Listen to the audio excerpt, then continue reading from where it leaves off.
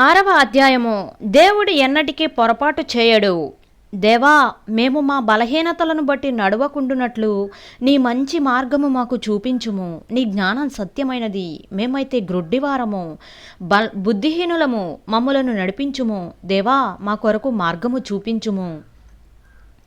మా ప్రొఫెసర్లు పాశ్చాత్య దేశంలో చదివిన వారు, చాలా మంచి నడవడి అలవాట్లు కలిగిన వారు. మానవ సేవయే వారి కర్తవ్యం. వారి వృత్తి ధర్మాన్ని మనస్సాక్షికి కల్మషము తోచకుండా నెరవేరుస్తారు. మానవ జీవితాల మీద వారికి ఎంతో గౌరవం ఉంది. వారు రోగులను అదే గౌరవంతో చూస్తారు. కమ్యూనిస్టులను, బౌద్ధ మతస్థులను, క్రైస్తవులను భేదం లేకుండా గౌరవిస్తారు. Doctor P.T. రిజిస్టర్ ఈ విధంగా అన్నాడు: ఒక వ్యక్తి వైద్య వృత్తిలో ప్రవేశించి ఎక్కువ పని కలిగి చనిపోతే చనిపోవచ్చు, కానీ పని పాట్లు లేకుండా చికాకుతో మాత్రం చనిపోడు. కొంతమంది ప్రొఫెసర్లు చైనా విప్లవానికి ముందు నుండి పనిచేస్తూ ఉన్నారు. రోగులలో అనేక రకాలైన వ్యాధులు కుదుర్చుటలోనే వారు నిమగ్నమై ఉన్నారు. విప్లవంతో వారికి సంబంధం లేనప్పటికీ పూర్తిగా వారి మీద దాని ప్రభావం లేకపోలేదు. పూర్వము మావోకు వైద్య సలహాదారుడుగా ఉన్న ఒకడు ప్రస్తుతం మాకు అధికారి.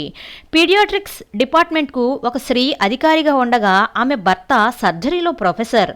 వారు అమెరికా దేశంలో ట్రైనింగ్ పొందారు.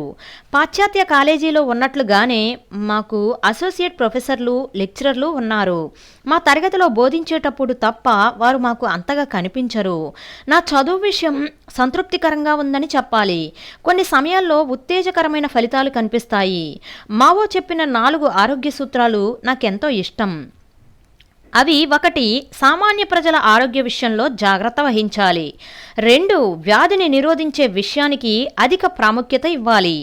3. పాశ్చాత్య దేశీయ వైద్య పద్ధతులు ఉపయోగించాలి. 4. ప్రజల్లో ఆరోగ్య సూత్రాలను గురించిన బహుళ ప్రచారం జరగాలి. నా చదువులో పూర్తిగా నిమగ్నమయ్యాను. ఇన్నాళ్లకు స్త్రీలకు వైద్య విద్య అభ్యసించుటకు అవకాశం దొరికింది. స్త్రీలకు సేవ చేయడానికి స్త్రీ వైద్యురాండ్లు చాలా అవసరమని ఎజబెల్ బ్లాక్వెల్ చెప్పారు.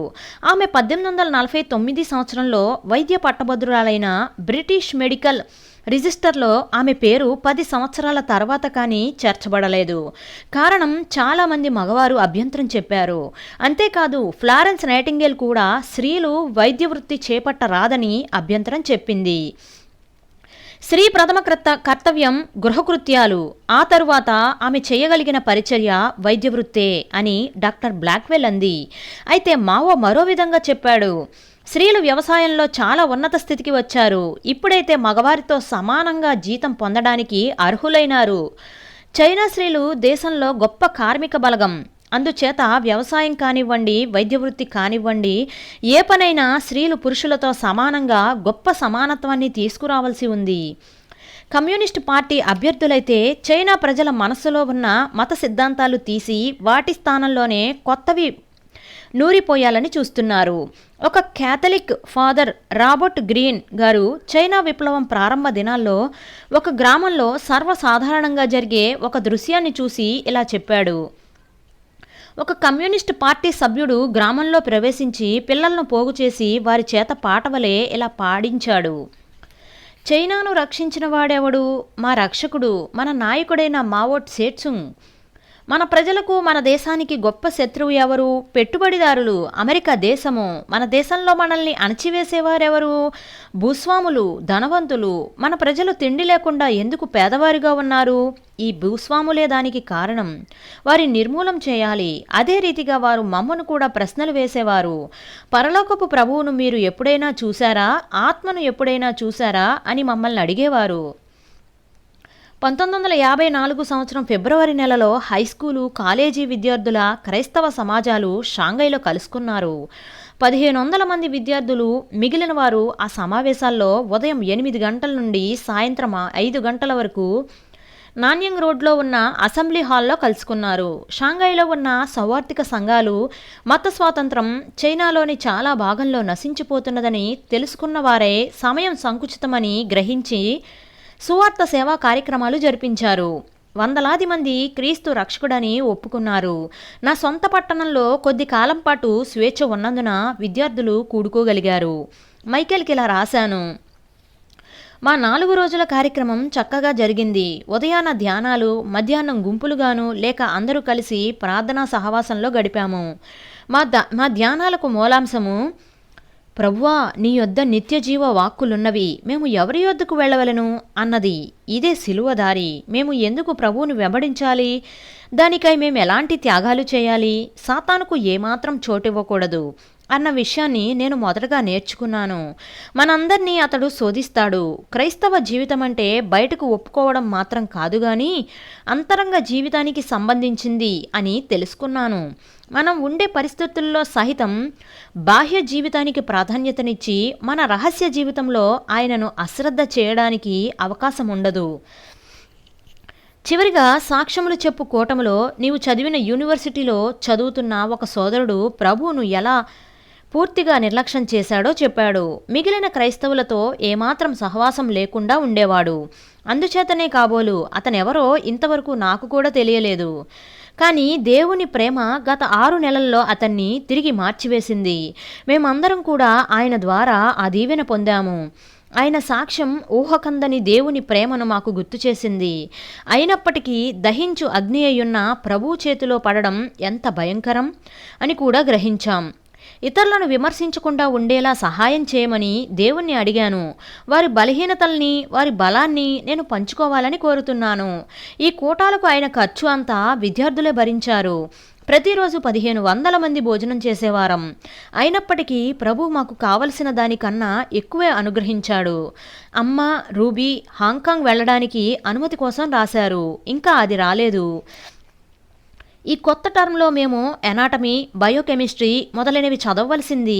నేను చదవవలసినంతగా చదవలేకపోయినప్పటికీ దేవుని సహాయం చేత నా మొదటి పరీక్షలో ఉత్తీర్ణురాలయ్యాను.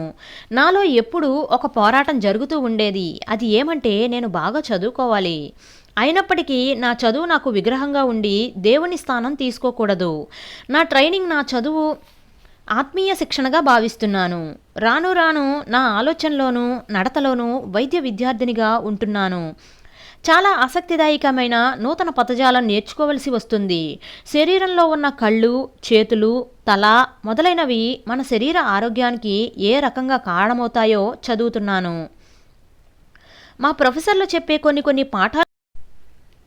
పాఠాలు వినటానికి అనుకూలం కాకపోయినా నెమ్మదిగా అలవాటు పడుతున్నాను. అబ్బాయిలతో కలిసి ఉన్నప్పటికీ విషయాలన్నీ ఉన్నట్లు నేర్చుకోవలసి ఉంది.